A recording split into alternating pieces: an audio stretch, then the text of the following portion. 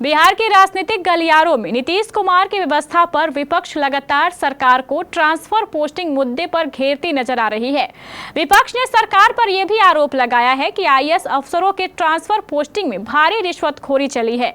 आज उस मुद्दे पर जब बिहार सरकार के मंत्री अशोक चौधरी से जवाब पूछा गया तो भड़कते हुए बोले कि विपक्ष किसी भी आईएएस का नाम बताए इस मामले पर। देखिए यह रिपोर्ट। नमस्कार, आप देख रहे हैं केबीसी न्यूज़। मैं हूं अमलेश आनंद।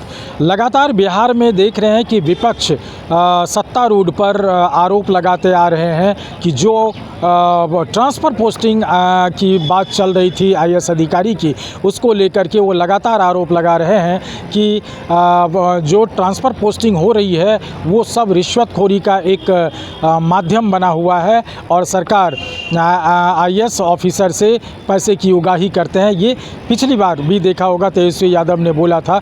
उसी मुद्दे को लेकर के जब आज सवाल किया गया मंत्री अशोक चौधरी से, तो अशोक चौधरी ने साफ साफ कह दिया कि ये सब मनगढ़ंत बातें हैं और चूंकि विपक्ष खास तौर पर तेजस्वी यादव इस बात को इसलिए बोल रहे हैं क्योंकि उनकी प्रवृत्ति रही है अपने ज़माने से, उनके पिता के समय से जो राज था उससे वो प्रभावित है, इसलिए सबको एक ही नज़र से देखना चाहते हैं। क्या कुछ कह रहे हैं मंत्री अशोक चौधरी, जरा सुनिए।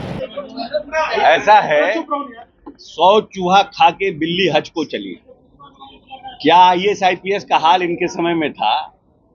ये अब जो लोग जिनके कार्यकाल में जिनको बिहार की जनता ने 15 साल तक राज करने का मौका दिया और जिन्होंने 15 साल तक राज किया, वो लोग आज आईएएस आईपीएस के ऊपर टीका टिप्पणी कर रहे हैं। क्या परिस्थिति का बिहार था और आज नीतीश कुमार के कार्य प्रणाली पर टीका टिप्पणी कर रहे हैं। उनको अपने माता पिता के कार्य प्रणाली पर उनको याद नहीं है। और कभी ऐसा है, 100 चूहा खा के बिल्ली हज को चली। क्या आईएएस आईपीएस का हाल इनके समय में था? ये अब जो लोग जिनके कार्यकाल में जिनको बिहार की जनता ने 15 साल तक राज करने का मौका दिया और जिन्होंने 15 साल तक राज किया, वो लोग आज आईएएस आईपीएस के ऊपर टीका टिप्पणी कर रहे हैं। क्या परिस्थिति का बिहार था और आज नीतीश कुमार के कार्य प्रणाली पर टीका टिप्पणी कर रहे हैं।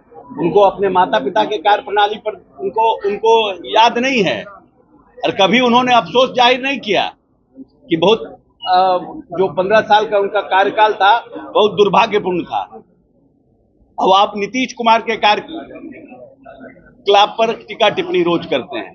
कौन आईएएस आईपीएस है जो दबाव में है? एक का नाम बताएं, एक का भी नाम बताएं ना कि कौन आईएएस आईपीएस दबाव में है, कौन आईएएस आईपीएस परेशान है, कौन लोग प्रसन्न नहीं है, नाम बताएं।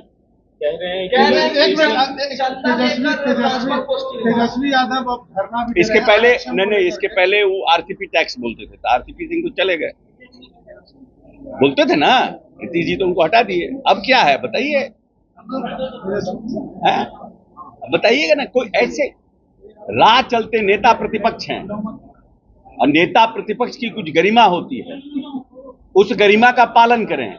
राह चलते जो कार्यकर्ता काम करते हैं उस तरह का आरोप मत लगाएं। अगर इनके पास कोई आरोप है तो पुख्ता आरोप लगाइए, तब समझ में आएगा कि हाँ इनका आरोप है। ऐसे आईएएस आईपीएस की पोस्टिंग में पैसा लिया जाता है, भ्रष्टाचार हो गया, बेरोजगारी हो गया, लॉ एंड ऑर्डर खराब, कोई मतलब हुआ साहब? क्या है बताइए ना भाई। देश का क्राइम निकालिए, बिहार में कितना हो रहा है?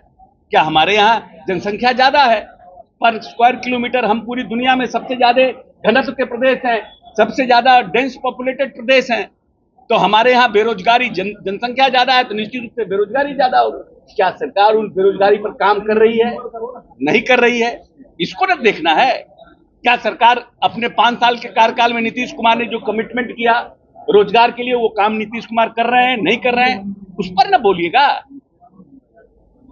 उस पर तो आप बोलते नहीं हैं। ऐसे कुछ आरक्षण के मसले को लेकर के धरना पर बैठने वाले हैं। धरना पर बैठे ना भाई, तो कौन जातीय गणना पर कौन इनिशिएट किया? नीतीश जी के साथ थे क्या? समर्थन से इनकी सरकार चल रही थी जब जातीय गणना का माननीय नेता ने निर्णय किया। जातीय गणना का जब माननीय नेता नीतीश कुमार ने निर्णय किया, क्या इनके समर्थन से सरकार थी जो इनके चलते हमने जातीय गणना करा दिया? ये तो नीतीश कुमार जी का पॉलिटिकल डिप्लोमेसी था जो जल डैश जीवन डैश हरियाली से लेकर जो इनकी पॉलिटिकल डिप्लोमेसी शुरू हुई और उन्होंने सर्वदलीय बैठक करके ये सब निर्णय कराना शुरू किया। सबसे पहले विधानसभा में निर्णय हुआ इसका, जल जीवन हरियाली का। उसके बाद ये निर्णय जातीय जनगणना का सर्वदलीय बैठक में निर्णय हुआ। आप पार्ट में थे, आप गवर्नमेंट के निर्णय के साथ होना और पार्ट होना दोनों में फर्क है।